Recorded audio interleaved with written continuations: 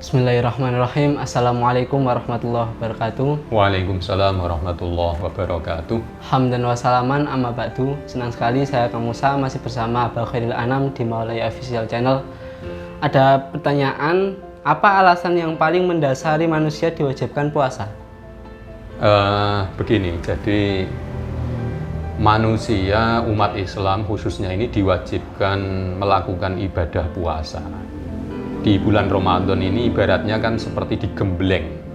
Jadi Ramadan itu bulan penggemblengan. Artinya orang itu kalau sudah digembleng, keluar dari penggemblengan, pasti dia akan menjadi lebih baik atau lebih sakti lah. Jadi kalau orang ikut penggemblengan, keluar dari penggemblengan menjadi sakti. Tembak lakak-lakak, disuduk mantuk-mantuk. Mestinya kan seperti itu. Nah, sama. Ramadan ini kita ini digembleng dengan ibadah puasa, sholat tarawih, tadarusil Quran, qiyamul lail, pengajian-pengajian, infak, sodako, macam-macam. Ini semua adalah penggemblengan. Jadi harapannya keluar dari penggemblengan, keluar dari Ramadan nanti, kualitas kita ini menjadi lebih baik. Kalau bahasa Al-Qur'annya itu disebut la'allakum tattaqun, agar kalian menjadi orang yang benar-benar bertakwa. Karena orang yang takwa itulah orang yang paling mulia di sisi Allah. Karena Allah memandang manusia itu bukan dari kekayaannya, bukan dari jabatannya, bukan dari kedudukannya, pangkatnya, status sosialnya, bukan. Tapi dari siapa yang paling bertakwa. Walaupun dia wong desa keso-keso, tapi kalau takwanya kuat, perilakunya baik, jujur, amanah, tidak ngentitan, maka dia orang yang mulia. Begitu. Nah, untuk mencapai kemuliaan itu kita harus digembleng dulu selama bulan Ramadan ini. Harapannya keluar dari penggemblengan, kualitasnya menjadi lebih baik, menjadi orang yang paling bertakwa. Itu alasan yang paling mendasar mengapa manusia ini diwajibkan puasa, agar menjadi orang-orang yang bertakwa. La'allakum tattaqun. Begitu. Ya. Apa saja manfaat disyariatkannya bulan puasa, ibadah puasa? Tentu manfaatnya banyak. Orang diwajibkan puasa itu yang jelas, pertama melatih kita untuk menundukkan nafsu. Jadi perlu kita ketahui bersama bahwa nafsu itu selalu mengajak pada perbuatan yang tidak benar. Jadi Allah itu menciptakan akal, menciptakan nafsu. Nah, akal itu diciptakan, diberikan kepada malaikat. Sehingga malaikat itu tidak pernah maksiat. Tidak ada malaikat itu mbowedek, itu tidak ada. Diperintah apapun pasti berangkat. Diperintah sholat, ya sholat. Diperintah sujud, ya sujud. Jadi tidak ada malaikat yang balelo, tidak ada. Karena malaikat itu diberi akal dan tidak diberi nafsu. Itu. Nah, kalau malaikat itu diberi nafsu, ya repot. Nanti giliran malaikat Israel, pas yang akan dicabut itu wanita agak cantik, tidak jadi jabut nanti ya ini.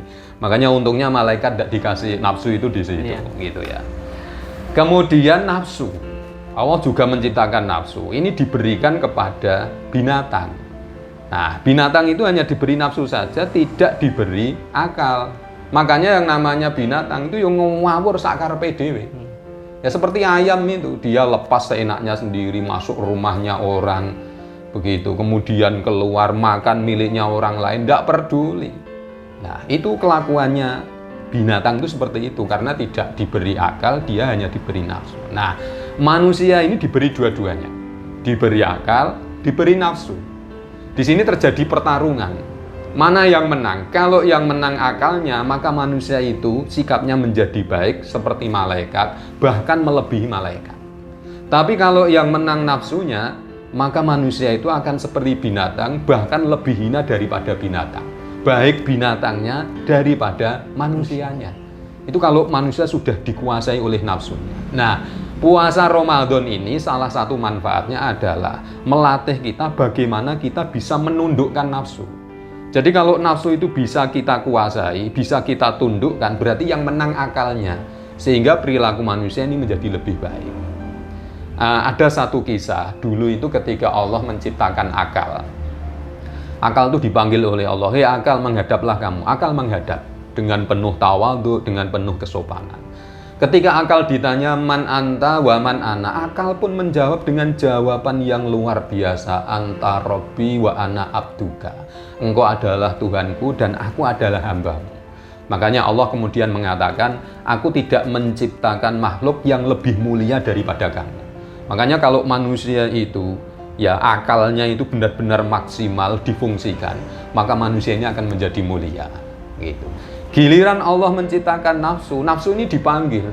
Begitu dipanggil, nafsu itu diam saja, tidak mau menghadap. Yaitu memang wataknya nafsu itu seperti itu, jegidek aja. Dipanggil itu tidak ngestokno. Ketika ditanya man anta wa man ana, siapa kamu, siapa aku, jawaban itu ngeruweketno. Anta, ana, kamu ya kamu, saya ya saya loh. Jawaban seperti itu kan gregetno. Akhirnya sama Allah nafsu ini dimasukkan ke neraka selama 100 tahun.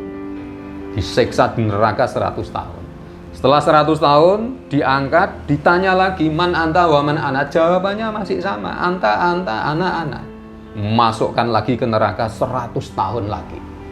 Setelah 100 tahun yang kedua, 200 tahun diangkat lagi, ditanya man anta wa man ana. Siapa kamu, siapa aku? Baru dia mau mengakui anta Robbi wa ana abduka. Engkau adalah Tuhanku, aku adalah hambamu. Itu kelakuannya nafsu itu seperti itu. Dia sudah disiksa oleh Allah di neraka itu selama 200 tahun. Makanya sejak itu nafsu ini setiap setahun sekali harus masih dikarantina lagi selama 30 hari selama bulan Ramadan. Jadi ini nafsu ini di bulan Ramadan ini dikarantina 30 hari, bukan 14 hari. 14 hari itu corona. Iya. Kalau nafsu ini dikarantina selama 30 hari. Harapannya apa? Nanti setelah dikarantina nafsu ini sudah tidak berkutik. Jadi akhirnya orang ini yang dominan adalah akalnya. Kalau yang dominan akalnya, perilakunya menjadi baik. Ini manfaat puasa yang pertama adalah untuk menundukkan nafsu. Kemudian yang kedua, mengasah empati kita. Jadi agar kita ini punya kepedulian terhadap orang-orang yang tidak mampu. Apalagi di situasi kondisi yang seperti ini, banyak orang-orang yang kehilangan pekerjaan di tengah-tengah pandemi COVID-19 ini banyak yang membutuhkan uluran bantuan. Jadi dengan puasa itu orang akan bisa merasakan sendiri. Oh ternyata tidak makan sehari itu rasanya seperti ini. Bagaimana saudara-saudara kita itu yang 3 hari 3 malam tidak makan. Nah akhirnya muncul rasa empati, kasihan sehingga mau berbagi dengan yang lain. Kemudian yang ketiga, puasa itu menjadikan badan kita menjadi sehat. Hubungannya apa? Puasa dengan badan sehat. Begini, ibaratnya mesin itu kalau diforsir terus, tidak ada istirahatnya, maka tentu mesin itu akan cepat rusak. Sama dengan alat pencernaan kita. Jadi alat pencernaan kita ini kalau tidak pernah dikasih waktu untuk istirahat, ya diforsir untuk giling terus, ya ini lama-lama nanti jadi rusak ini. Nah, puasa bulan Ramadan ini ibaratnya sama dengan mengistirahatkan organ-organ pencernaan kita. Harapannya dengan istirahat itu badan akan menjadi lebih sehat. Begitu. Ya, jadi banyak sekali ya. Banyak sekali manfaatnya, ya. Itu saja, semoga bermanfaat. Akhir kata, wassalamualaikum warahmatullahi wabarakatuh. Waalaikumsalam warahmatullahi wabarakatuh.